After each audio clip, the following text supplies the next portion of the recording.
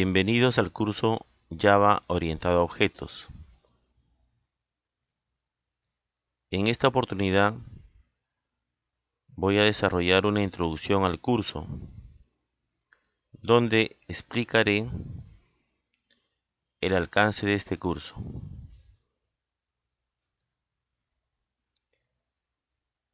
Los temas a tratar los tenemos en esta lista. Veremos primero el objetivo del curso, los requisitos, luego conceptos de la programación orientada a objetos, temas complementarios, el IDE y algunas conclusiones. El objetivo de este video es presentar el alcance del curso. En el desarrollo de los ejemplos, trataremos siempre de aplicar la programación en capas, que nos permite dividir una aplicación en componentes bastante identificables que facilitan el mantenimiento del software. Los requisitos para este curso son los siguientes: que el participante tenga los conocimientos sobre fundamentos de programación.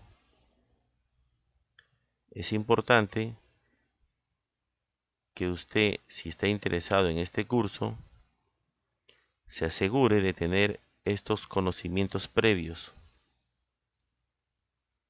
como por ejemplo el manejo de variables, de tipos de datos, estructura de control, ya que el curso está orientado a lo que es la programación orientada a objetos. Veamos algunos conceptos de la orientación a objetos. Primero veamos la abstracción. Este es un concepto muy importante para poder nosotros avanzar en lo que es el desarrollo orientado a objetos.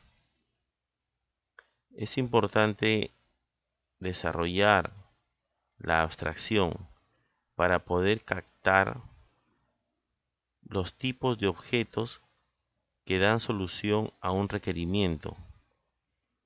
En esa captación de los tipos de objetos debemos nosotros poder identificar no solamente el tipo de objeto, sino también sus características. Me refiero a los atributos, los comportamientos que vienen a ser las operaciones, para poder nosotros plasmarlos en los diseños correspondientes de las clases y luego los objetos mismos. La realidad puede ser muy abstracta, pero podemos tener nosotros esa capacidad de abstracción para poder identificar los tipos de objetos que nos van a permitir dar solución al problema. El lenguaje que se utiliza para poder modelar ese mundo abstracto, ese mundo real también, es UML. Por lo tanto, otro requisito importante es tener conocimientos sobre UML. En cuanto a UML, es importante que conozca básicamente lo que corresponde al diagrama de clases. Si tiene un conocimiento más amplio, es muy importante también. Clase. Siempre que hablamos de orientación a objetos, hablamos de clase. Una clase es un tipo de objeto. donde nosotros definimos sus características y comportamientos. Por ejemplo, en este gráfico estamos definiendo la clase persona, que tiene 3 atributos y 3 comportamientos.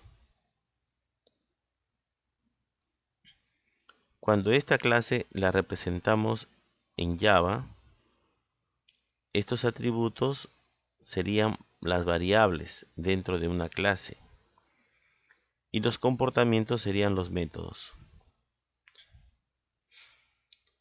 Por lo tanto, una clase viene a ser como una plantilla para tipos de objetos.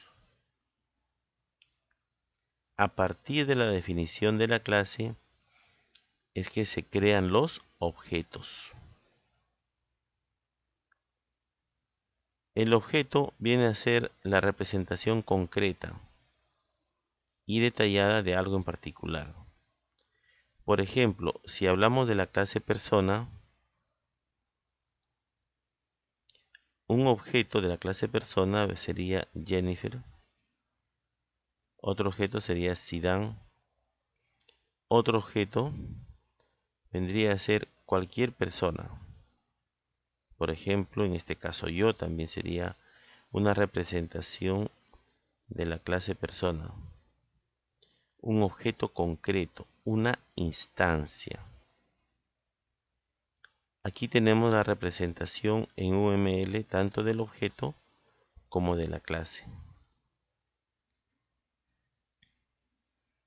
El encapsulamiento es una característica muy importante en lo que es la orientación a objetos.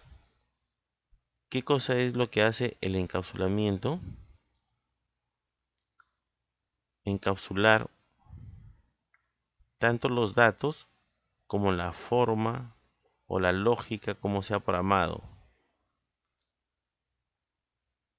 Quiere decir que el objeto se comportaría como una caja negra. Solo nos interesa el comportamiento, pero no su detalle interno. Entonces nosotros solamente estaríamos interesados en cuál es el comportamiento del objeto, cómo poder nosotros utilizar ese objeto. Los detalles internos quedarían encapsulados. En el caso de la clase persona, por ejemplo, correr sería un comportamiento. Implementa su propia técnica para correr y se desconoce cómo lo hace. Esa es la idea. La herencia es una de las principales características de la orientación a objetos. Nos va a permitir reutilizar lo que hemos definido en una clase padre en clases hijas. En la clase padre definimos los aspectos comunes a diferentes tipos de objetos. Y en las clases hijas solamente deben ir los aspectos particulares. Por ejemplo, tenemos la clase persona. En la clase persona van los aspectos generales como por ejemplo nombre, edad, profesión y comportamientos como caminar, correr y cantar.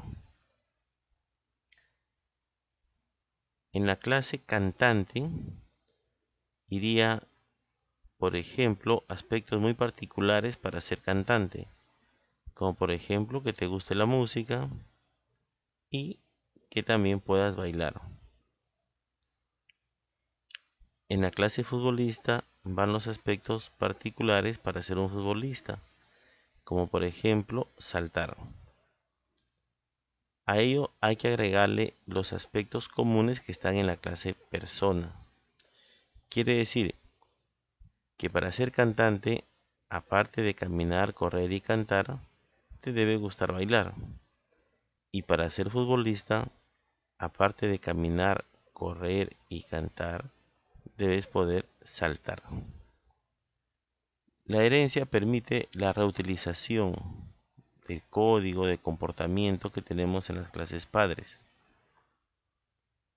Pero también nos va a permitir mejorar lo que es el mantenimiento posterior del software. Por eso es muy importante entender la herencia y poder aplicarla. Bien, veamos otro aspecto. El polimorfismo. El polimorfismo también es una característica importantísima dentro de la orientación a objetos. El polimorfismo se implementa mediante dos técnicas, mediante la herencia con clases y mediante la implementación de interfaces. ¿Qué cosa es el polimorfismo? Es la capacidad que tienen los objetos de responder al mismo mensaje de diferentes formas. En la imagen que vemos aquí, por ejemplo, el mensaje es comer. Obviamente una persona tiene una forma de comer y un animal tiene otra forma de comer. Quiere decir que el mensaje, siendo el mismo, se implementa de diferentes formas en diferentes tipos de objetos. Esto, cuando lo implementamos en Java, son métodos con el mismo nombre en tipos de objetos diferentes, que tienen implementaciones diferentes. Esta es, digamos, una característica muy importante dentro de la orientación a objetos. Mensaje. Invocar un comportamiento se hace mediante un mensaje. Quiere decir que tenemos que enviar un mensaje. El mensaje es invocar un comportamiento. En otras palabras, ejecutar un método.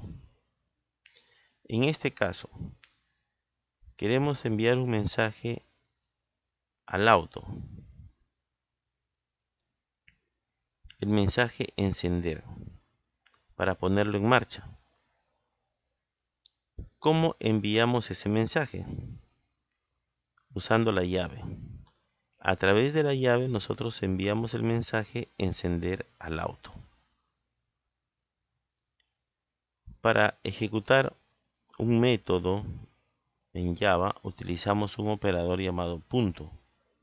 El operador punto nos va a permitir acceder a los métodos y a las variables también. Entonces, haciendo uso del operador punto, nosotros vamos a enviar un mensaje al objeto. En otras palabras, ejecutamos un método. Para complementar todos estos conceptos de la orientación a objetos, también veremos el manejo de secciones, arreglos y colecciones.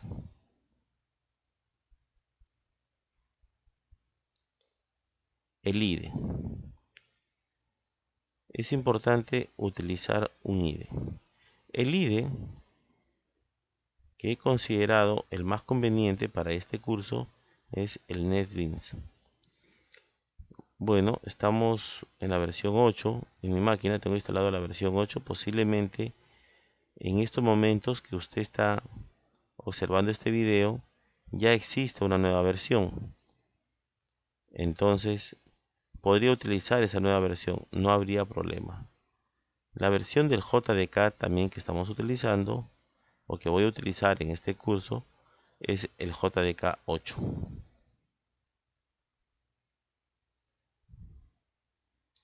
Conclusiones. La orientación a objetos permite reutilizar funcionalidades y hace más fácil el mantenimiento del código. Una aplicación usará varios objetos para cumplir su objetivo, es decir, es como un rompecabezas de objetos. Los objetos pueden reutilizarse en muchas aplicaciones.